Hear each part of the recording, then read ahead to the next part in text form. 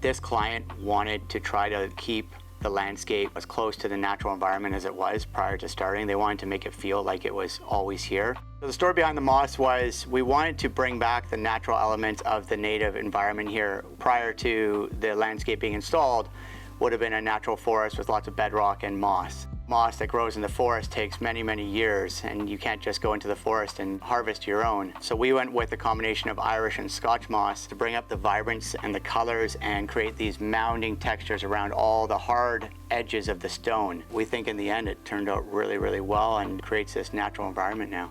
Every time I come to the site, I'm moved very, very deeply.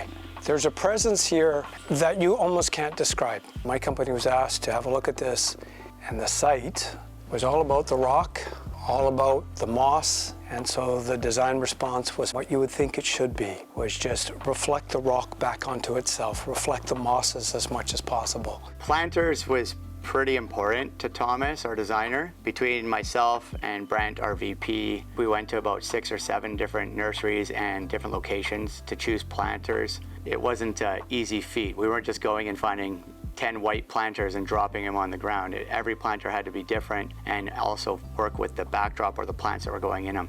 Working on the island obviously has its benefits and its drawbacks. Getting materials here obviously requires taking a ferry. The only thing you're getting on the island is some aggregates, some base materials, and disposing of your fill on island. Everything else, plants, lights, grout for the stones, all came from the mainland. But the epicenter of this project is the David Sprigg sculpture. David has the capacity to design something that completely reflects the site. You don't find it right away. You have to come through some curvilinear stepping areas and forms, and then it reveals itself.